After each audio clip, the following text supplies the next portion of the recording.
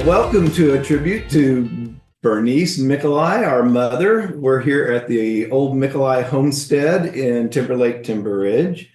And so today's going to be a pretty awesome day. We want to welcome all of the siblings of our mother, Bernice Mikolaj. Sitting with her is Renee Mikolaj.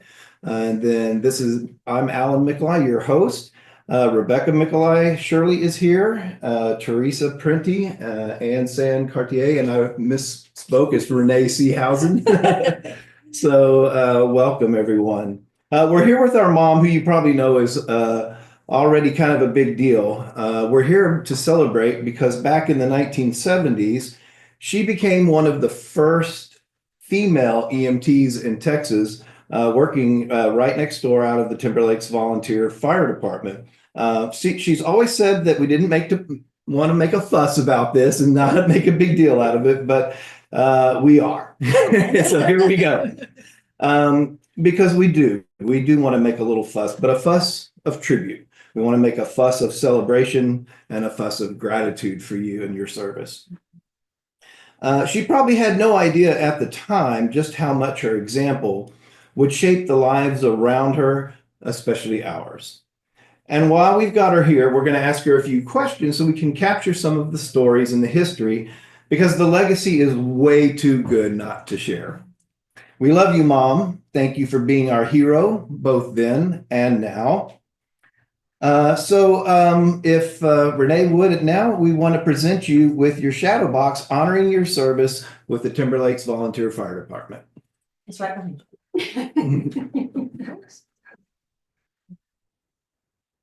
Oh, wow. And if you could hold it, there we go. All right. Yes, thank you. Thank you. Where do you want it to be during this? Yeah, Mom. Yeah, you can just say. Okay. All right, Mom, we've already talked a little bit here and there about your service. And so I'm wondering what made you say yes, especially back then, to becoming a volunteer EMT?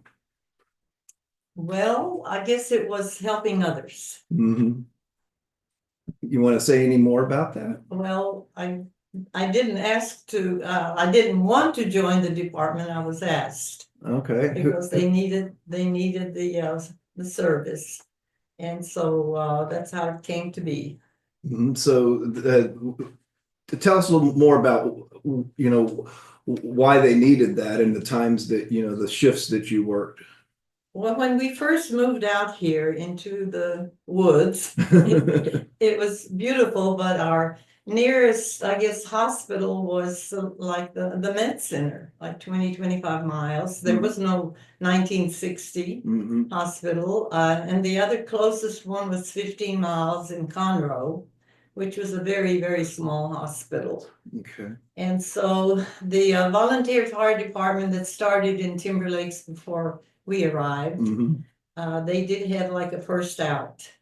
And so at one point, the fire department had a class on, it was more than Red Cross. It was an instructor from A&M that came and gave a class on working in the mines to help, the workers if they were injured in the coal mines. And so I took the class just for our own family safety. And so the very first run I had with the Volunteers Fire Department was not part of the fire department. One of the guys that worked night shift covered these 90 families that if anybody's injured. And so we did have an injury and they had a first out van. So it sounds like from what you're saying that during the daytime was the primary time that you and this other guy then were covering, because you weren't yet, but he was. And he would come and knock on my door and say, I have an EMS call, please come with me. Because he knew I took the class. Okay. And so we did. And was there an ambulance then? No, it was just the first out. That was like a red van, right? Van. Yeah, a fire van. And so the very first call that we had, a young lady, I think she was in her teens, fell off a horse. And so I went with him, and he did call for help in Conroe. And they sent out, which looked like a hearse, but I think that was the type of ambulance they had at the time, like a station wagon. You know, a lot of people don't know that may be watching this, and that the first EMS were actually from the African American community in Hearsts, and because that there was nobody that was providing them with any kind of first aid or first out responder care, and so yeah, it took some time to transition from the Hearsts to actual ambulances. So we took her, we placed her on the backboard and helped put her in the back like a station wagon, and they took her to the Conroe Hospital. So that was my first one.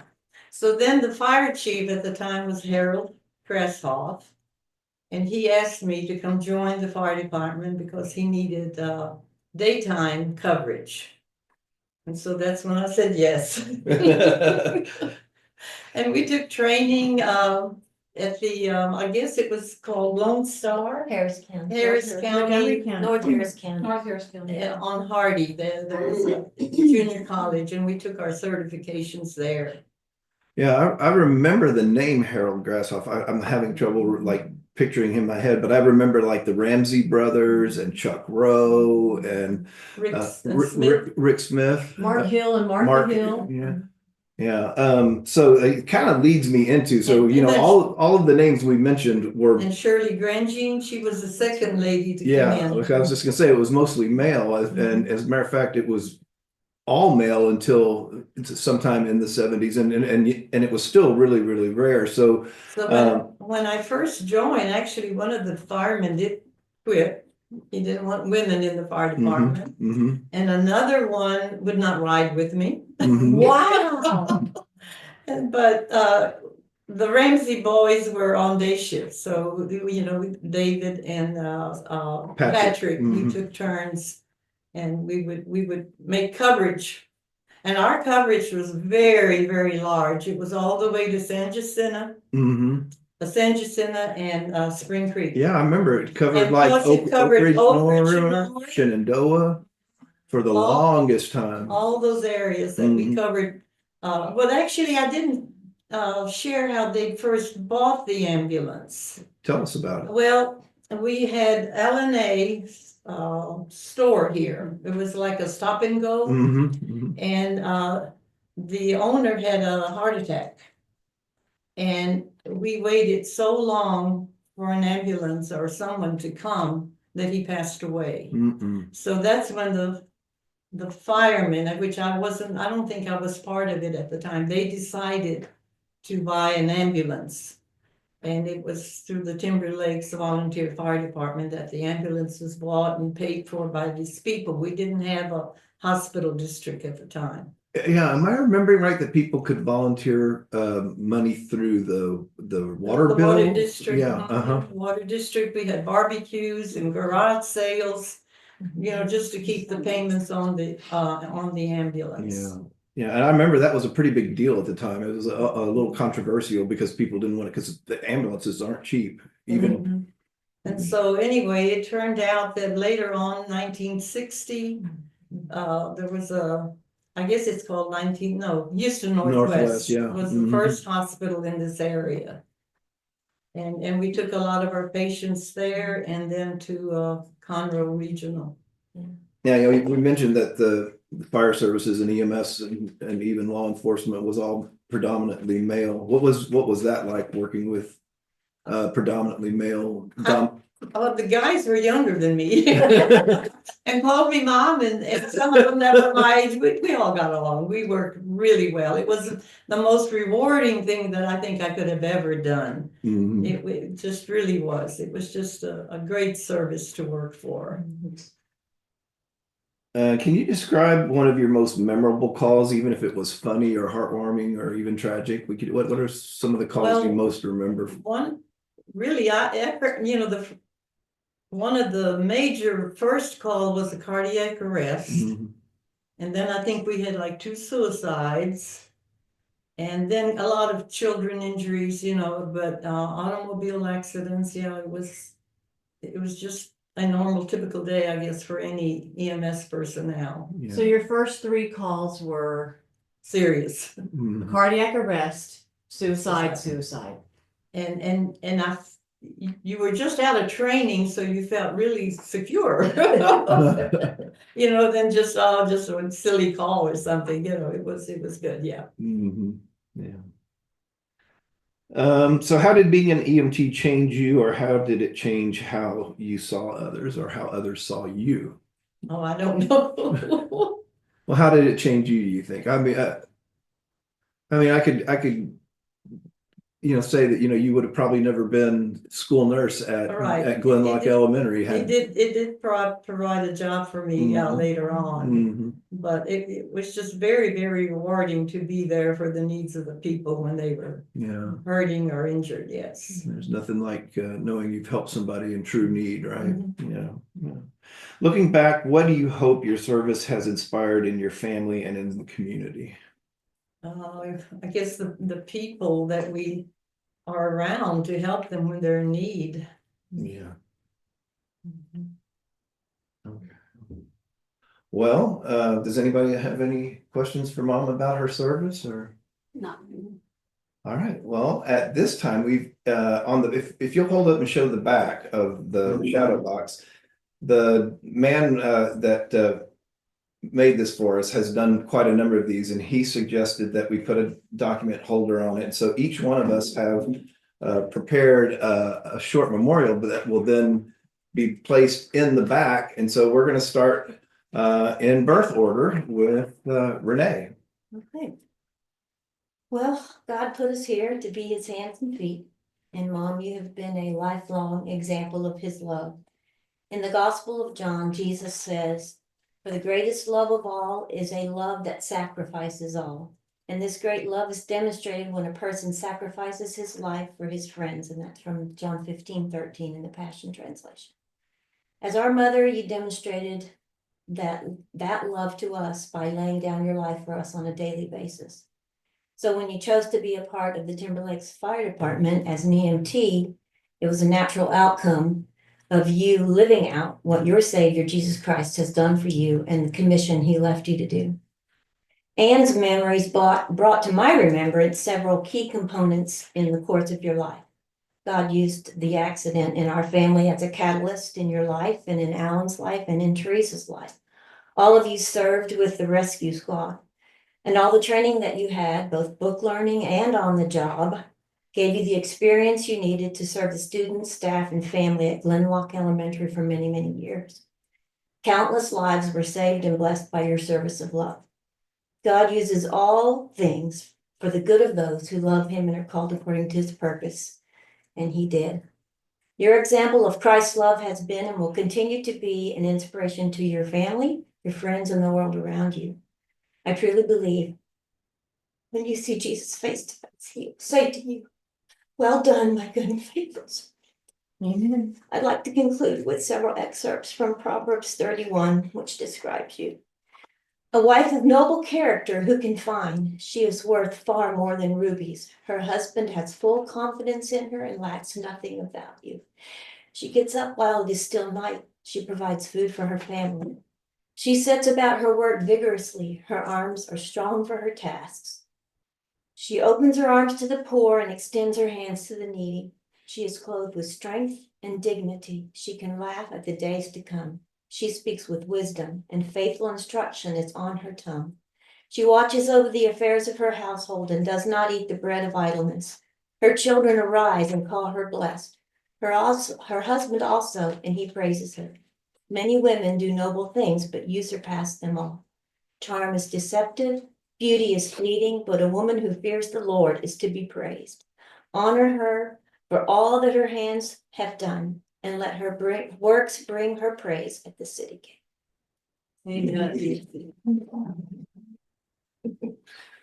Mine actually has a title. It's called "A Spark That Lit a Path."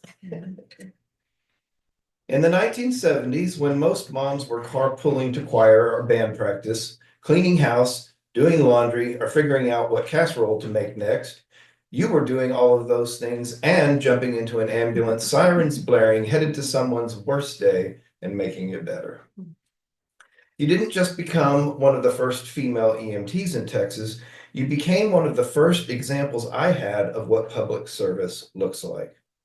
I watched you run toward emergencies with a sense of calm, courage, and care that only now, it's hard, right? That only now, decades later, do I fully appreciate. Whether you identify with it or not, you were a trailblazer and a pioneer among women around us. Of course, as a preteen and a teenager, all I knew was that sometimes you had to drop everything and rush out the door. I didn't understand back then what kind of heart it takes and the skill it takes to do that, or how many lives you quietly touched. But your service planted a seed in me. Because of you, when I was only a high school senior, I took a job as an emergency dispatcher for all of South Montgomery County before 911 was even a thing. And I'm pretty sure that it was you that got me connected to that job through the Woodlands Fire Department and the fire chief. And you encouraged me to apply. As a young adult, at that point, it opened my eyes to a side of our society that most people rarely or never see or experience. And when I left the seminary, lost about what to do next, it was you, Mom, who pushed me to attend an EMT class sponsored in part by the Timber Lakes Volunteer Fire Department and held in our community center just down the street. I did earn that EMT certification and soon after joined the Army as a combat medic and practical nurse. And while in the Army, I obtained my paramedic license at night school, served the communities of Seguin and Guadalupe County, and eventually, about 10 years later, went on to teach emergency medicine to a host of students from firefighters to military special ops medics to doctors and nurses. I even wrote a couple of supplemental textbooks along the way. And of course, that all helped pay the bills for my young growing family. And none of that would have happened without you. That spark came from you. The idea that you can make a difference with a steady voice, a steady hand, and a steady heart. That service is noble. That courage is often quiet and noticed by few. That even in chaos, you can be the calm in the storm. Mom, you didn't just serve your community, you shaped your children. Your legacy runs in our veins like IV fluid therapy directly from your heart to ours. Of course, there are many more powerful and private ways that you lit the fire of love and service for each one of us, your children, for your grandchildren, the great-grandchildren, and so many others. Your whole life, you have been and continue to be a model of service, excellence, faith, and love. Thank you for lighting the way.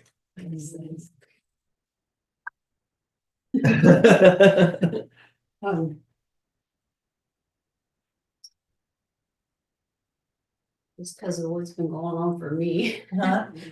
because of what I've been dealing with at home. I tried to put this together last night, so it's not complete, but I remembered how after Dad passed, I wrote a poem, and this is a little more free-handed, but this is for you. And this is what I thought, and I could be wrong, inspired you to serve.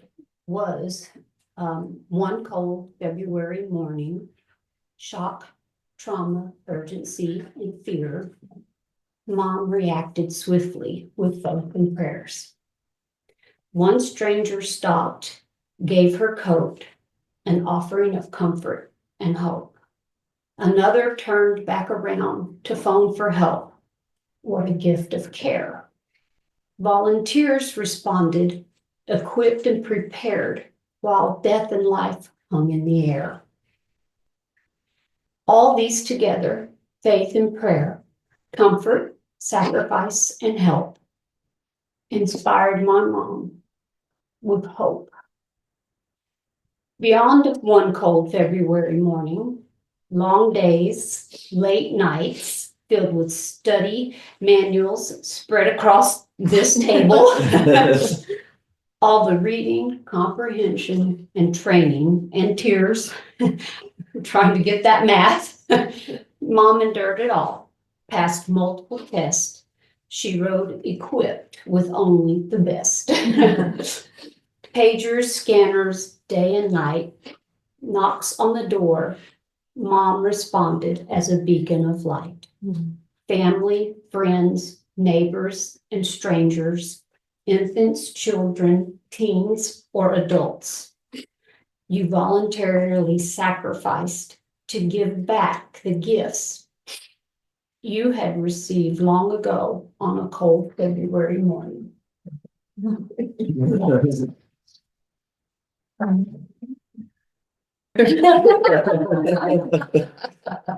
So I remember coming downstairs, because Ann and I shared the room upstairs. I remember coming downstairs and seeing you on the bar stool reading your Bible every morning.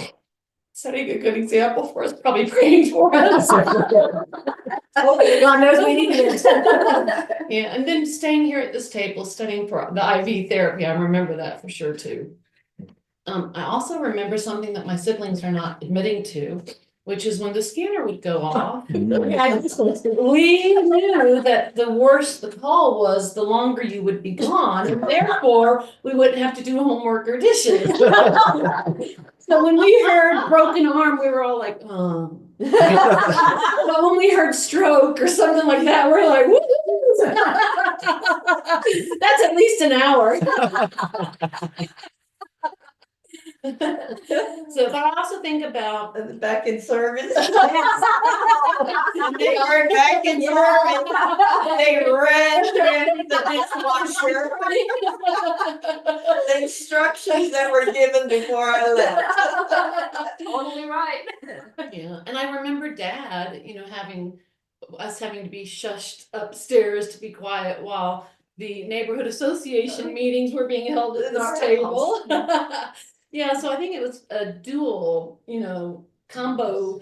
Yeah, that Dad was president of the neighborhood association and ran the pool and taught water safety, and you doing the ambulance. But as a kid, you don't know any different. As a kid, that's just the way it is. Yeah, you don't know any different. So but I think that that's cool. But I do think it's a legacy that you've left, and it's kind of neat now that to come full circle for our family that Charles is on the Montgomery County Hospital Board, which runs all the ambulances and fire departments in the county is That's really neat. So yeah, but yeah, thank you.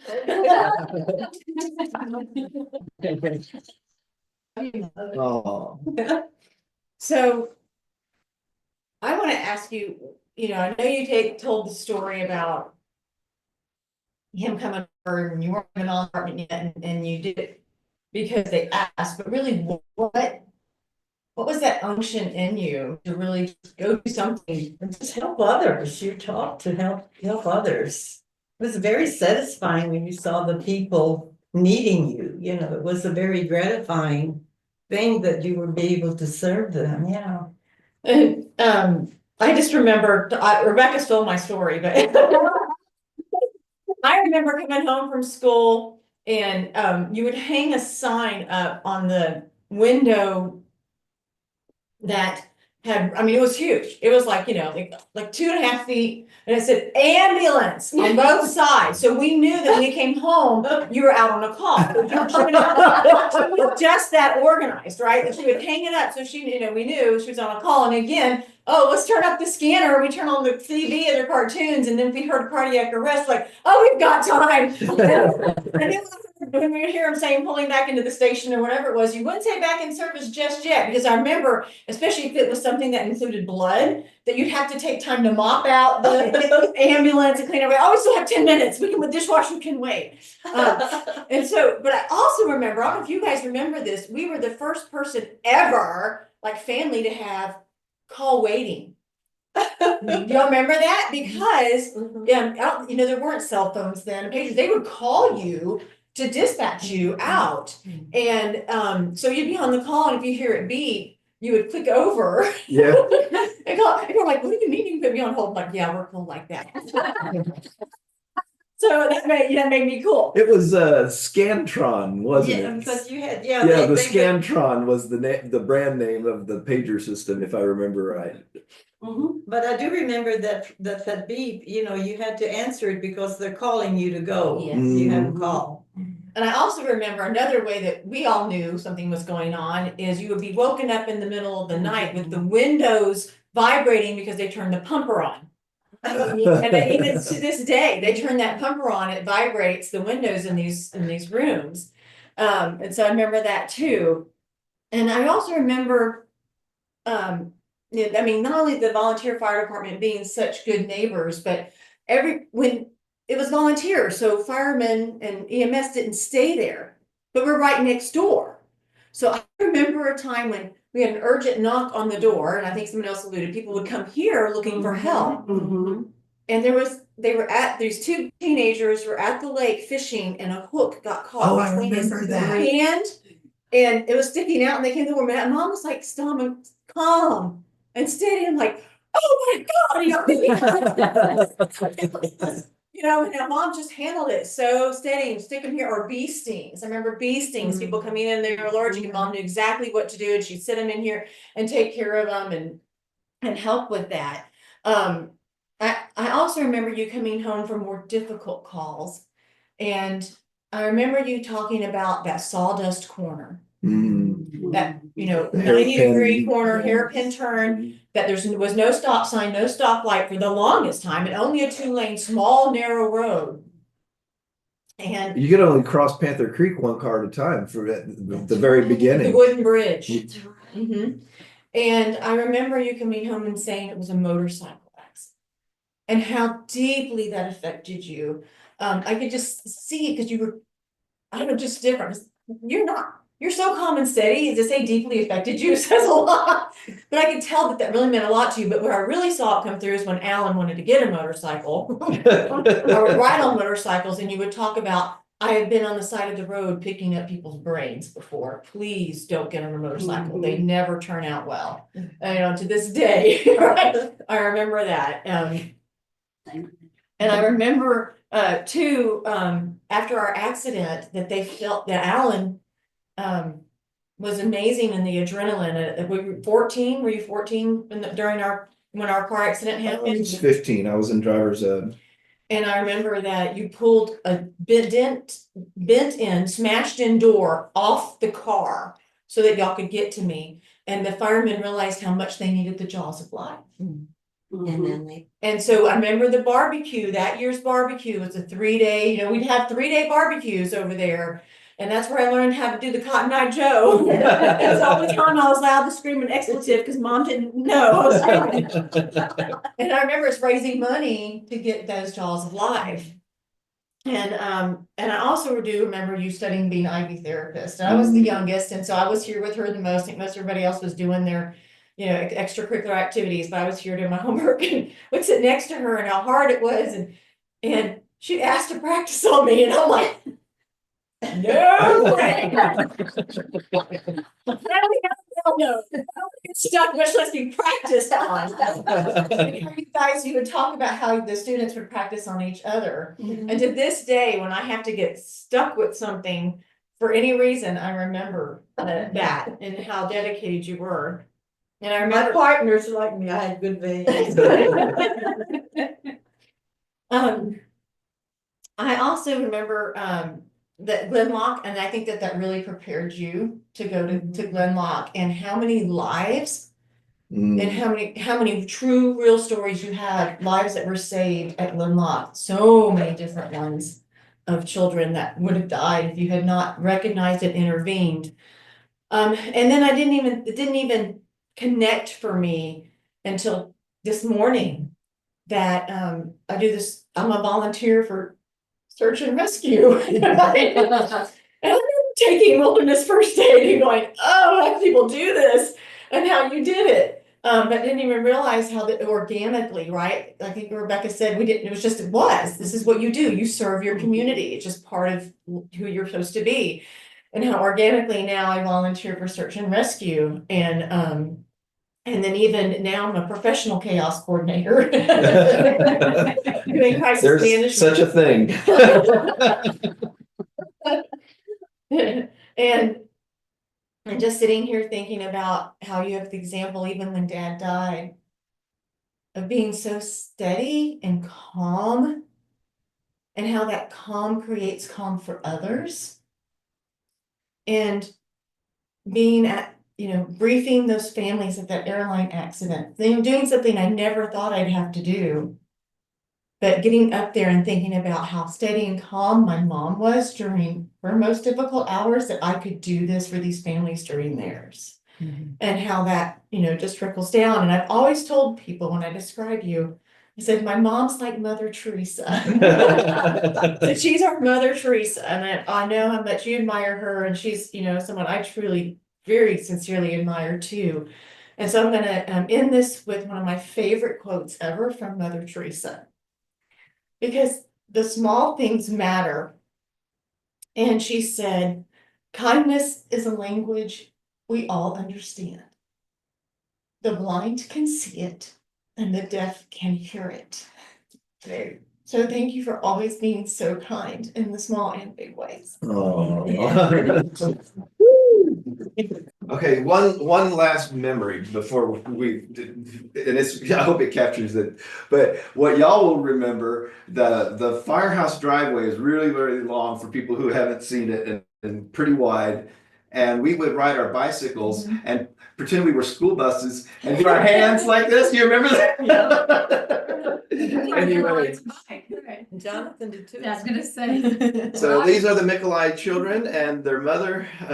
We love you, Mom. Yes. We wanted to honor you and your service, and not just the service with the fire department, but like everybody shared, in some way that, you're just a role model of service. So this will end our tribute to Bernice Mikolaj. Thank you.